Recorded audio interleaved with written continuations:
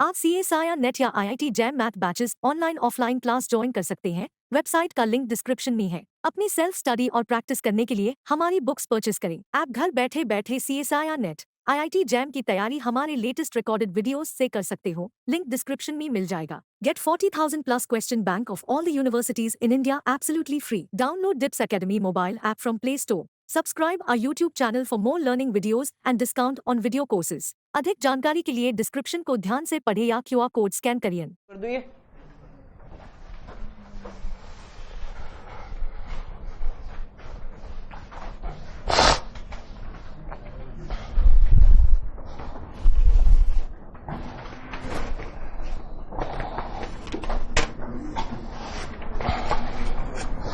y double dash plus ay dash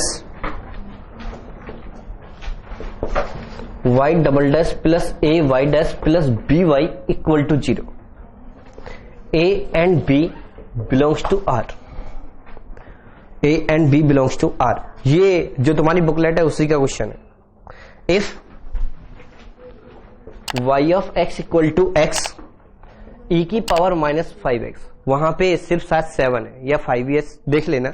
y of x equal to x e की power minus है 5x be the solution, be a solution, then first option a greater than 0 और b greater than 0, second option a less than 0 और b less than 0, third option a greater than 0 और b less than 0 और fourth option a less than 0 और b greater than 0।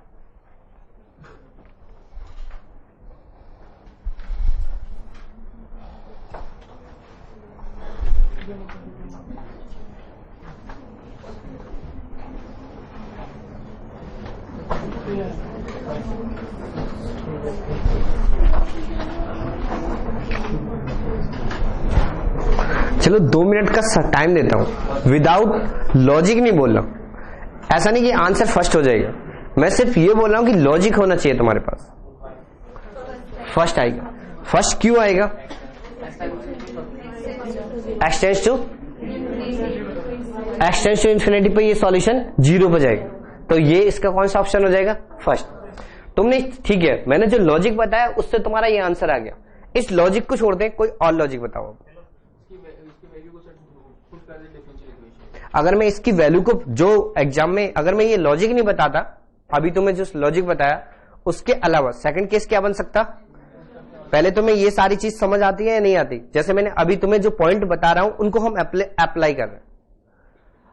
तो अब second case, जो ये solution बता रहे हैं, इन्होंने एक मेथड बताया कि सर एक काम करो, यहाँ पे जो ये सॉल्यूशन है इस डिफरेंशियल इक्वेशन को सेटिस्फाई करेगा, इस डिफरेंशियल इक्वेशन को सेटिस्फाई करेगा। सेटिस्फाई करने के बाद जो ए और बी पे कंडीशन आएगी उससे हम ऑब्जर्व कर लेंगे। एक सेकंड अप्रोच, अगर मैं इस अप्रोच के अकॉर्डिंग चलता हूं तो इस अप्रोच के अकॉर्डिंग कैलकुलेशन कुछ ज्यादा होगी क्या? हाँ, अब मैं थर्ड पॉइंट उसी पर आ रहा हूं। सपोज करो अगर जो पहला वाला मेथड था वो मैं मेथड यहां पे चेंज कर देता हूं। क्या चेंज कर देता हूं? अगर मैंने ये सॉल्यूशन पॉजिटिव बना दिया, अगर मैंने ए और सॉल्यूशन क्या बना दिया? पॉजिटिव बना दिया, यहां पे e की पावर 5x कर दिया, तो जो तुमने फर्स्ट केस से रिजल्ट दिया कि limit x tends to infinity y of x tends to 0, फिर तो ये गलत हो गया ना, फिर तो अप्लाई नहीं कर सकते हो। अगर ये नेगेटिव हुआ, देखो हर पॉइंट्स का ध्यान रखना, क्लास में बोल के जा रहा हूं, क्वेश्चन गलत नहीं होना चाहिए। लास्ट टाइम पे कि सर ने एक रिजल्ट बना दिया था कि जैसे मैं बोल देता ना जैम में कि रेडियस ऑफ कन्वर्जेंस 1 आएगा, तो ऐसा नहीं कर देना यहां पे, ठीक है। तो y of x equal to x e की पावर 5x है, e की पावर 5x है। अगर ये सॉल्यूशन होता तब तो हम नहीं बोल सकते थे ना, तब ये नहीं बोल सकते थे कि क्या नाम है कि जो ये सॉल्यूशन होगा कि इसका ए आंसर होगा, ए ग्रेटर देन 0 होगा और बी क्या होगा? Greater than 0। ये चीज समझ आई या नहीं है? अब यहां के बाद अगर यहां पे तो ये नेगेटिव था, अगर ये पॉजिटिव होता तो हम क्या सॉल्व करते? फिर वही जो सेकंड अप्रोच थी अभी कि जो ये सॉल्यूशन है तो वो गिवन डिफरेंशियल इक्वेशन क्या करेगा? सेटिस्फाई करेगा। उसमें हमारी बहुत कैलकुलेशन होती है। अगर हम ऐसा कुछ करते हैं तो उससे क्या होती है? कैलकुलेशन होती है। उस कैलकुलेशन को हम क्या करना चाह रहे हैं? रिमूव करना चाह रहे हैं, ठीक है। तो यहां से जो ये सॉल्यूशन है y of x equal to minus e की पावर माइनस 5x, तो ये किस फॉर्मेट में लिखा हुआ, जो सेकंड सॉल्यूशन है ना वहां पर ऐसे कुछ सॉल्यूशन लिखते हैं ना, y of x equal to c1x plus c2 e की पावर लैम्डा x, ये लिखते हैं या नहीं लिखते?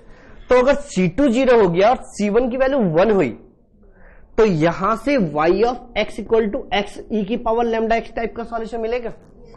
यहां से ये सॉल्यूशन किस फॉर्मेट में मिलता है, जब रूट्स कैसे होते हैं, रिपीटेड, यानी कि जब भी डिफरेंशियल इक्वेशन इस टाइप की गिवन होगी या उस डिफरेंशियल इक्वेशन का सॉल्यूशन इस टाइप का गिवन होगा तो वहां पे रूट्स कैसे मिलेंगे, रिपीटेड। अगर रूट्स रिपीटेड मिले उस डिफरेंशियल इक्वेशन के तो हम मान सकते हैं ना लैम्डा 1 भी क्या होगा -5 और लैम्डा 2 भी क्या होगा -5।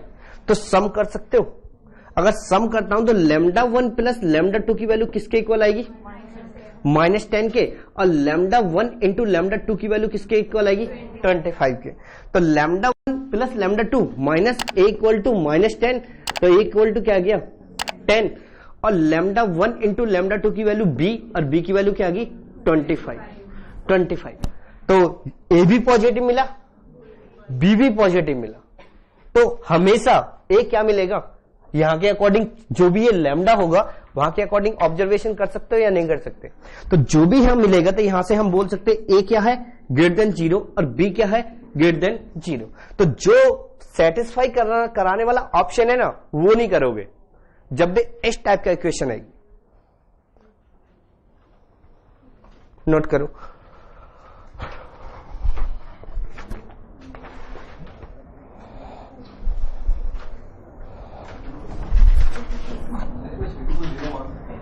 पर्टिकुलर सॉल्यूशन है क्या, ये जनरल है, जनरल सॉल्यूशन की डेफिनेशन बोलना।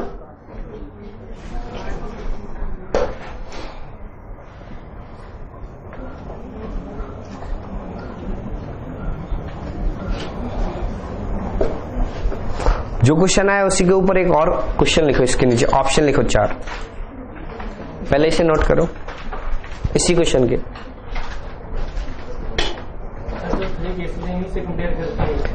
और कोई केस है सॉल्यूशन का, जनरल तो 3 ही है, अगर 3 है तो 3 के अकॉर्डिंग ही कंपेयर करोगे। अब तुम अगर कोई और जनरलाइज कर दो तो तुम्हारी रिसर्च हो जाएगी, एक रिसर्च पेपर पब्लिश कर देते हैं। सॉल्यूशन तो ऐसे ही मिलते हैं ना पेपर। ये नोट किया, रब कर दो। अब यहां बोलो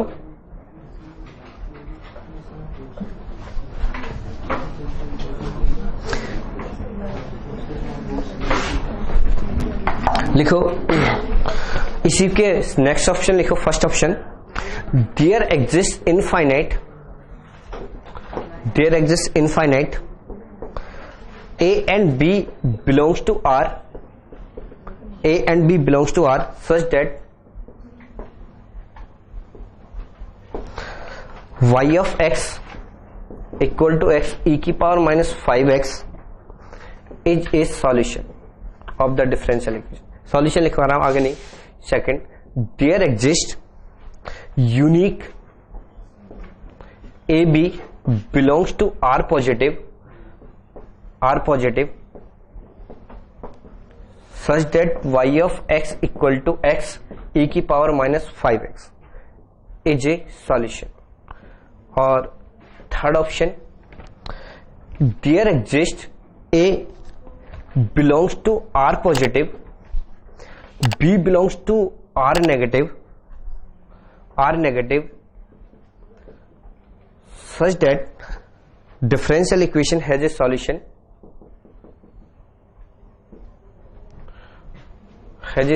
y of x equal to x e की पावर -5x। और fourth option, none of these.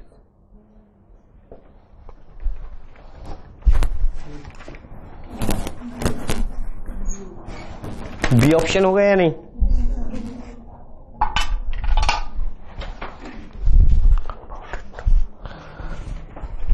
B option होगा। तुमने जो question Just watching videos won't help. You need to practice your learning by solving questions. Get the latest practice books from DIPS. Click on the link to buy now. तुमने जो question पूछा था वो इसीलिए पूछा था, पर्टिकुलर सॉल्यूशन की वजह से ये ऑप्शन लिख दिया कि अगर ये पर्टिकुलर सॉल्यूशन नहीं होता, और पर्टिकुलर सॉल्यूशन कैसा होगा, यूनिक होगा।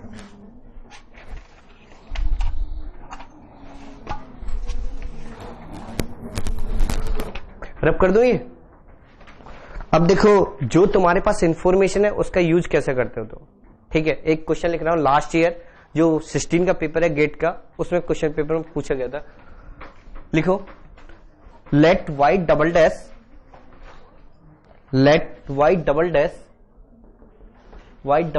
Plus px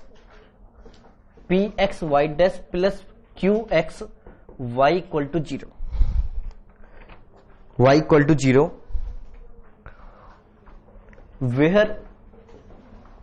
where px and qx are continuous function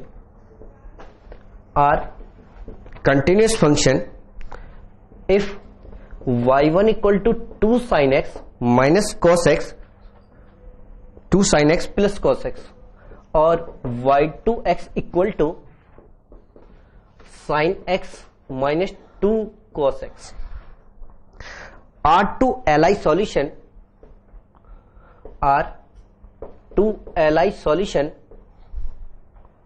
of the above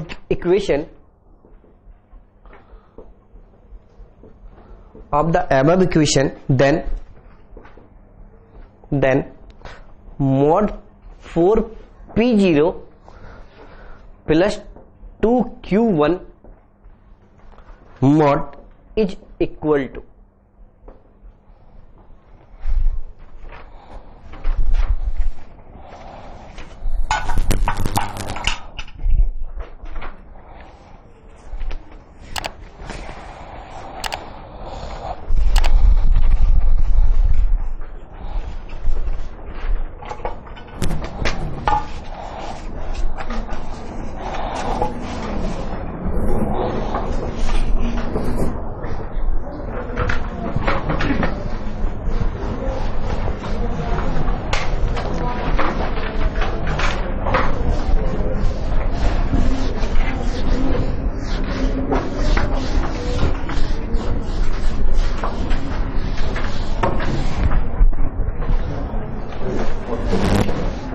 question note किया? क्वेश्चन नोट किया तो क्वेश्चन का सॉल्व कैसे करोगे? ये 4p0 प्लस 2q1,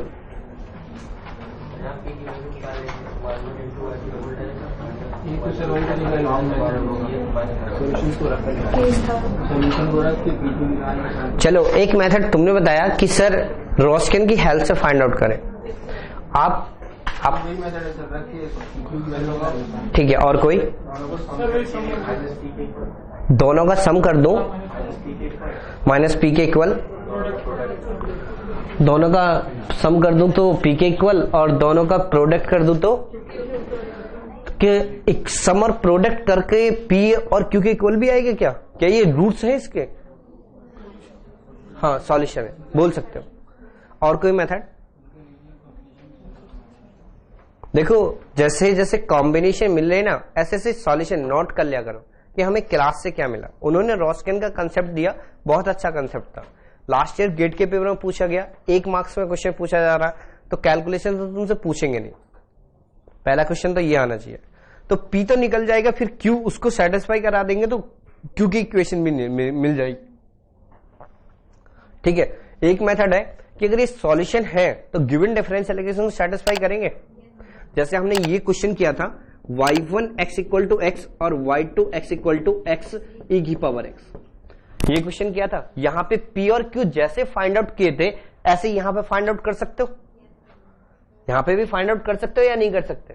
यहां पे भी कोई प्रॉब्लम नहीं है। अगर यहां पे तुमसे यहां पे मैं इस मेथड को अप्लाई करने लगा तो कैलकुलेशन होगी। सपोज करो अगर गेट के पेपर में हम ये कैलकुलेशन करने लगे तो कैलकुलेशन होगी या नहीं होगी? दूसरा मेथड, जैसे इन्होंने बोल दिया कि सर इसकी जो ये रूट सॉल्यूशन है तो ये रूट्स होंगे, हम λ1 λ2 मान लेते हैं और लैम्डा 1 लैम्डा 2 मानते तो इससे क्या मिलेगा, lambda 1 plus lambda 2 equal to, sorry 2 sine x, नहीं 2 आएगा 3 साइन एक्स, और lambda 1 into lambda 2 find out करोगे तो यहां से क्या आएगा,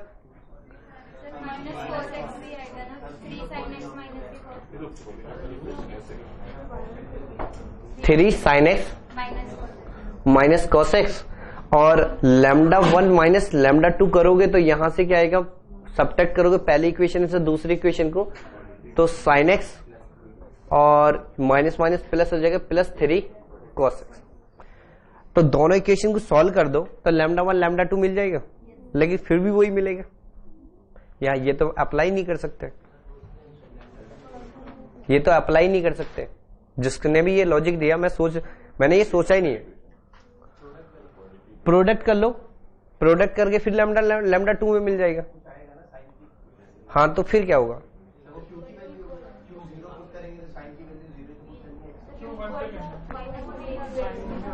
ये पी एक्स की वैल्यू और ये क्यू एक्स की वैल्यू, लैम्डा 1 इंटू लैम्डा 2। ये मैंने ऐसा कहीं पढ़ा नहीं है कि सॉल्यूशन है तो वो रूट्स होंगे।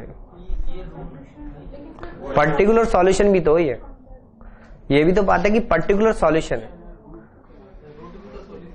रूट सॉल्यूशन होते, पर्टिकुलर तो नहीं होते ना। हाँ इनफाइनाइट बना सकते हैं ना उनके कॉम्बिनेशन तो। हाँ तो ऐसा नहीं बोल सकते। हाँ अभी कुछ भी नहीं बोल सकते। ये नहीं, वो जो फर्स्ट मेथड है वो तो सही था रोस्कियन, मुझे उससे नहीं कराना, मुझे तो इससे भी नहीं कराना, मुझे किसी और मैं तो तुम्हें जानने की कोशिश कर रहा हूँ कि तुम एग्जाम में अप्लाई क्या कर रहे हो। हाँ तो सेकंड ऑर्डर भी तो क्वाड्रेटिक की होती है ना, अलजेब्रिक। हाँ लेकिन ये पर्टिकुलर सॉल्यूशन है, आप पर्टिकुलर सॉल्यूशन से जनरल नहीं बोल सकते। हाँ और कोई मेथड,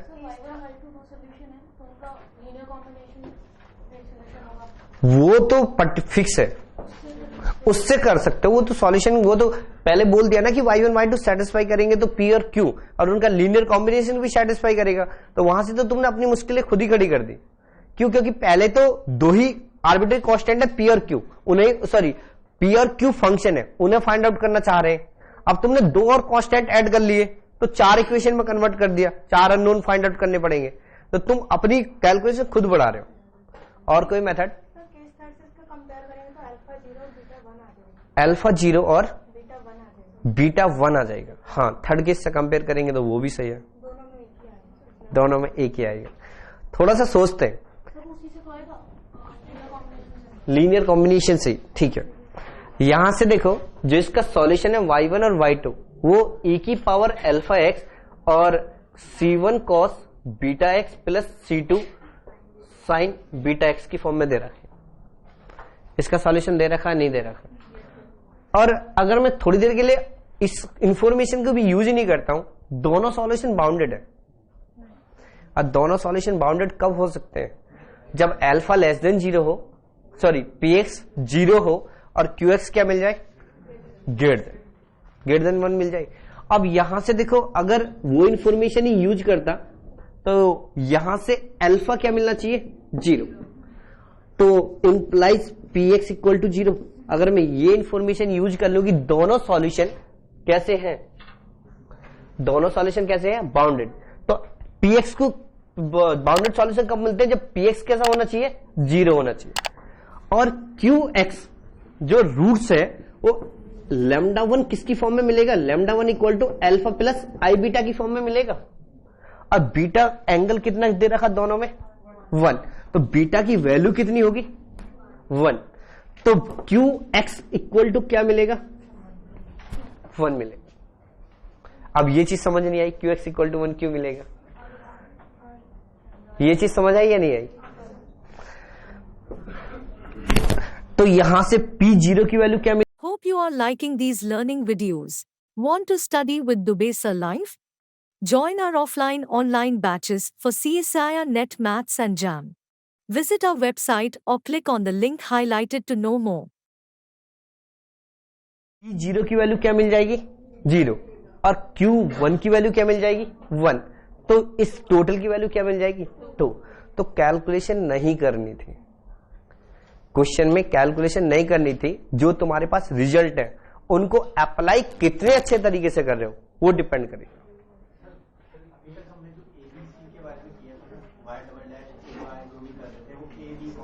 हाँ, अब ये क्वेश्चन तुम्हारा सही है कि सर अगर ऐसा होगा, इसीलिए तो फर्स्ट जो मेथड है रॉस्कियन वो अप्लाई करोगे, अदरवाइज ये तुम्हारी थिंकिंग है कि तुम रिजल्ट सोच के ऐसा कर सकते हो या नहीं कर सकते। ये तो हम जनरल बना रहे हैं ना कि अगर P x solution bound variable हुआ, हमें नहीं मालूम पी एक्स कॉन्स्टेंट है या क्या है, हमें तो सिर्फ सॉल्यूशन के बारे में इंफॉर्मेशन है कि सॉल्यूशन, दोनों ही सॉल्यूशन कैसे सॉल्यूशन है, बाउंडेड सॉल्यूशन है। और बाउंडेड एक ही केस में मिल सकते हैं जब पी एक्स का जो भी कोएफिशिएंट मिल जाए वो कैसा मिल जाए? जीरो मिल जाए, क्योंकि अभी जो इक्वेशन लिखी है। अदरवाइज तुम्हारे पास जो बेस्ट अप्रोच है वो अप्रोच है रॉस्कियन, कि ये इसका सॉल्यूशन है, ये इसका सॉल्यूशन है, पुट करो। अब पुट करने के बाद इसकी वैल्यू कैलकुलेट करो, ठीक है, वो बेस्ट अप्रोच है। अगर तुम ये सोच सकते हो तो ये सेकंड अप्रोच है कि अगर विदाउट कैलकुलेशन हम करें तो, ठीक है। समझ में आया नहीं है? अब सेकंड इसको रब करते हैं। अब सेकंड वेरिएबल कोफिशिएंट का डिस्कशन करते हैं। सेकंड ऑर्डर वेरिएबल कोफिशिएंट, अच्छा QX1 कैसा आ गया? सही बात कि लैम्डा इक्वल टू आई आ गया, यहां तक तो समझ आ गया। और ये रूट्स किसके होते हैं? गिवन डिफरेंशियल इक्वेशन के। तो y double dash plus y equal to 0 लोगे तभी इसका रूट्स आयोटा मिल सकता, प्लस माइनस आयोटा मिल सकता, ठीक है। और किसी केस में अगर यहां पे इसका कोफिशिएंट कुछ और ले लिया तो स्केलर मल्टीपल आ जाएगा उसका, तो QX को क्या होना पड़ेगा? 1।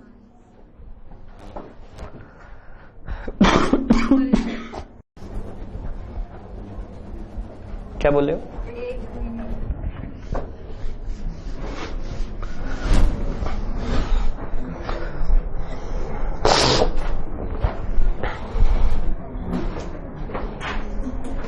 रब कर दूं? अब डिस्कस करते हैं variable coefficient.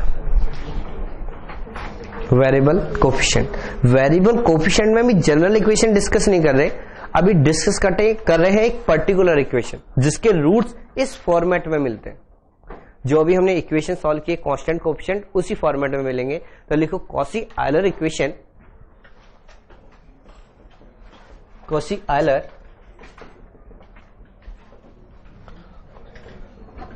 Cauchy Euler second order linear differential equation. Cauchy Euler second order linear differential equation. हम कैलकुलेशन सेकंड पे करेंगे और जनरलाइज किस पे कर लेंगे? एन पे। जो एन की इक्वेशन होती है एक्स की पावर एन डी की power N plus a1 X की पावर n माइनस 1 डी की power n minus 1 plus X D plus A naught a1 और यहां पे आएगा a n माइनस 1 और यहां पे क्या आएगा a n y equal to 0। इसका मैं रिजल्ट लिखवा दूंगा बाद में, ठीक है। अभी किसके कैलकुलेशन कर रहे हैं? Second order. तो लिखो सेकंड ऑर्डर डिफरेंशियल इक्वेशन क्या होगी? X square y double dash plus a x y dash plus b y equal to 0। यहां पे सेकंड ऑर्डर होमोजीनियस वर्ड और यूज कर लो क्योंकि अभी होमोजीनियस की बात कर रहे हैं। Second order homogeneous linear differential equation, linear differential equation. अब बताओ कि सेकंड ऑर्डर होमोजीनियस इक्वेशन है तो इसको भी तो हम बेसिकली किस में कन्वर्ट करते हैं? कांस्टेंट कोफिशिएंट में। और कांस्टेंट कोफिशिएंट में ये इक्वेशन कब कन्वर्ट होती है? जब x को किससे रिप्लेस करते हैं? e की पावर z से। अगर मैं e की पावर z से रिप्लेस कर दूं तो यहां से z की वैल्यू क्या मिलेगी? log x। तो यहां से dz अपॉन dx की वैल्यू किसके इक्वल आएगी? 1 अपॉन x की, ठीक है। हमें वैल्यू किसकी फाइंड आउट करनी है? अब अगर हम x वेरिएबल जो इंडिपेंडेंट वेरिएबल है उसको एक इंडिपेंडेंट वेरिएबल में चेंज कर दें, जो ये इंडिपेंडेंट वेरिएबल है उसको हम किस में चेंज कर रहे हैं, इंडिपेंडेंट वेरिएबल। और इंडिपेंडेंट वेरिएबल क्या है, जेड।